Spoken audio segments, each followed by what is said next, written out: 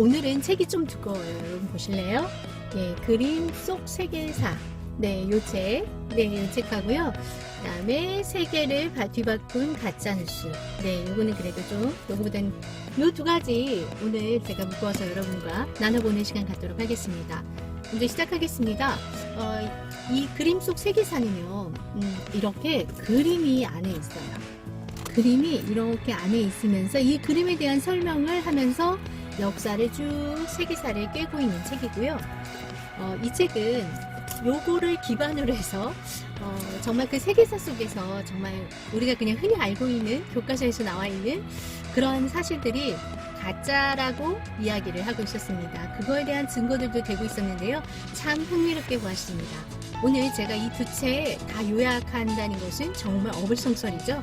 그래서 여기서 제가 조금 이슈될 만한 것 그런 거 한번 세 가지 뽑아서 여러분하고 같이 이 책에 대한 소감은요. 교과서 같은 느낌이 들었습니다. 이 책의 저자분은 무슨 릴리스라는 분이 지으셨는데 블로그 예명인 것 같아요. 그래서 이분이 이렇게 그림을 학교 교사신데 이런 옛날 그림을 가지고 이렇게 아이들에게 세계사를 가르친 그 교본의 이 책으로 엮은 건데요.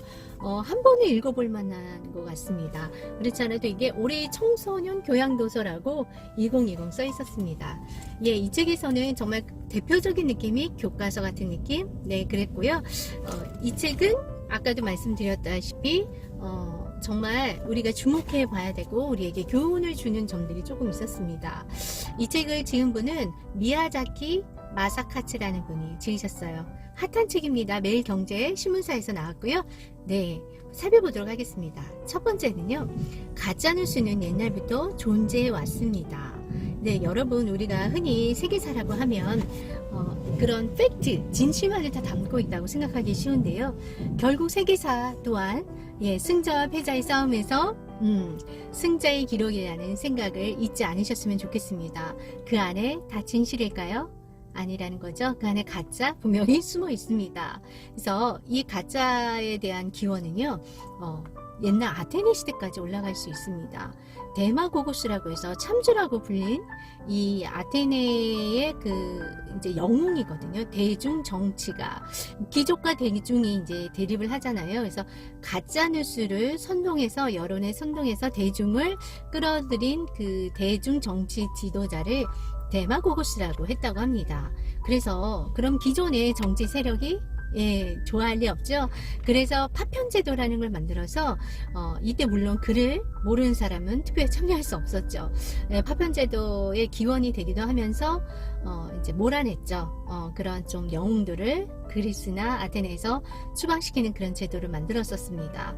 그래서 대표적인 이런 참주 정치로 페리클레스가 대표적인 예라고 설명하고 있었습니다.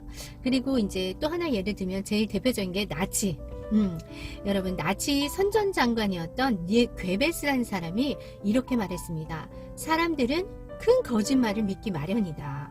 거짓말도 100번 주장하면 끝내는 모든 사람이 그것을 진실로 받아들인다 라고 했습니다. 나치 정권의 이러한 거짓 선전의 기반으로 세워진 정권이라고 해도 무방하겠죠. 가짜가 한친 거죠. 네, 그래서 이걸 오늘날로 적용해 보면 어떤 교훈을 얻을 수 있을 것 같으세요? 저는 이렇게 보았습니다. 요새 주식이나 코인 시장이 핫하지 않습니까? 그래서 더군다나 부동산도 지금 많이 올라서 핫 이슈화 되고 있는데요. 이거를 세계사, 과거에 우리 지나온 역사를 살펴보아서 우리 현대에 적용해 보면은 가짜 뉴스와 진짜 뉴스를 잘 캐치할 수 있어야 된다는 생각을 했습니다. 그래서 주식 투자나 코인 투자할 때요. 진실 막 좋은 거 수요 그게 제일 중요하죠. 그러나 그 투자의 관점에서 가짜 뉴스, 가짜, 진짜인가? 그런 것만 잘 이렇게 쳐내도 아닌 것만 먼저 거짓 것만 쳐내도 이제 투자할 것들이 목록들이 보이지 않을까라는 그런 적용점들을 한번 생각해 보게 되었습니다. 그래서 정치 분야, 경제 분야, 심지어 동네 아주머니 수다방에서도 가짜 뉴스가 판에 칩니다. 네. 그래서 처음 접한 소식이 만약에 가짜라면은 그 가짜를 내 안에 의식에서 몰아내기까지 진짜 뉴스를 14배 이상 들여보내야 인지 평양에서 벗어날 수 있다는 연구 결과도 있다고 합니다. 그래서 우리는 어떠한 소식을 접할 때 맨 처음 거에 속지 말아야겠습니다. 제가 세계사 두 번째로 넘어가겠습니다. 두 번째는요, 세계에서 진정한 승자는 누구라고 생각하세요? 당연히 전쟁에서 승리한 사람이라고 생각하시겠지만 저는 기록을 후대에 남긴 사람이라는 생각을 해보았습니다. 기록을 남긴다는 것은 후대에까지 나의 영향력을 미치는 것이거든요. 결국 기록을 보고 그것을 통해서 그 사람을 유추하고 그 시대를 반영하고 이렇게 해볼 수밖에 없는 것이잖아요. 그래서 한번 예화를 들어보겠습니다. 나폴레옹 초상화 전담하여 그린 사람이 고전주의 화가 다비드라는 사람이었다고 합니다. 여러분께 제가 그 사진을 한번 보여드릴게요. 여러분 이 사진 잘 기억나실 것 같아요. 너무나도 유명한 사진이죠. 네, 나폴레옹이 알프스 산을 넘는 장면을 이 다비드가 그린 것입니다. 그러나 실제 나폴레옹의 모습은 요랬다고 합니다. 잘 보이시나요? 네. 네, 실제로는 초라하고요. 노새를 타고 추위에 떨면서 현지인의 안내를 받는 이 나폴레옹의 이 우울한 모습을 보셨나요? 이 앞에 사진은 후대에 남긴 아주 나폴레옹의 영웅적인 것을 초상화로 남긴 것입니다. 그 정치 권력이 미술이나 기록으로 자기 자신을 전인화하고 이러한 것들을 많이 역사에서 볼 수가 있습니다. 그러한 것들을 여러분 역사를 대할 때 잘 가려내실 수 있는 눈을 키우셨으면 좋겠습니다. 그건 저한테도 하는 얘기고요. 세 번째 넘어가도록 하겠습니다. 저는 이 세계사 이 두 권을 읽으면서요. 네, 지금 현대를 자꾸 생각해 보게 되었습니다. 세 번째는 뭐냐면 지금 현대는 하이브리드 전쟁시대이라는 생각을 하게 되었습니다. 옛날에는 정규군 대 정규군 싸움이었잖아요. 그러나 현대는 2001년 9.12 테러 사건 이후로 비대칭 전쟁이 일상화되었다고 합니다.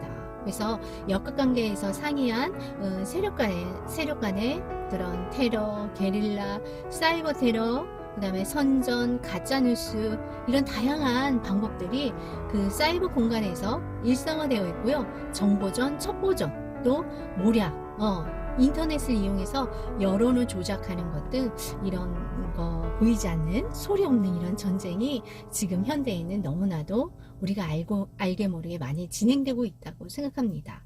여러분 이거를 인지하고 계셨는지요? 혹시 자각하고 계셨는지요?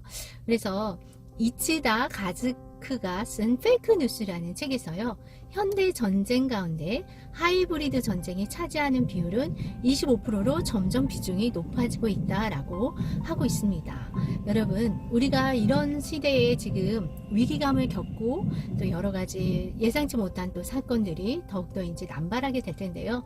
그런 막 정말 심장을 덜컹덜컹한 그런 뉴스들 막 올 때 그것을 무지함으로 그냥 받아들이기보다는 이게 과연 진짜인지 가짜일 수 있는지 정말 이게 조작이 된 것인지 한번 우리 스스로가 늘 깨어서 자각해서 이런 지금 이 현대 이 시대를 살아가고 있는 우리의 삶 속에서 적어도 내 자신은 잘 지켜낼 수 있는 그런 최소한의 안보 장치라는 생각을 하게 되었습니다. 그래서 왜 사람들이 세계사 이 어려운 공부를 할까 그런 생각도 좀 들었습니다. 여러분 근데 세계사를 제가 막상 공부를 좀 해보니까요. 네, 안목이 조금은 나아지더라고요. 그래서 여러분께 이 두 권의 책 추천해 드리고요. 이 세계사 왜 공부하냐고 누가 물어보신다면 나 안목이 넓어질 거야 라고 답을 드리면 될 것 같아요. 여러분께 오늘 좋은 정보가 되었으면 좋겠고 그리고 이 세계사 솔직히 이 안에 들어있는 많은 인물들을 그 스토리에 담겨진 인생사 참 기가 막힌 인생 너무 많이 있습니다. 우리와 닮은 인생도 있고요. 나눌 것들이 너무 많이 있습니다. 그러나 이 딱딱한 세계사 정말 재미있게 풀어내는 거 정말 좋은 책 만나면 다음에 또 소개해 드리도록 하겠습니다. 여러분 4월 잘 보내고 계시죠? 우리에게는 늘 위기가 기회입니다. 우리는 우리 삶에 각자만의 영웅적인 삶을 살고 있으리라 생각합니다. 여러분의 진정한 자기개발을 돕는 보장 전화 테라피였습니다. 여러분 응원할게요. 화이팅!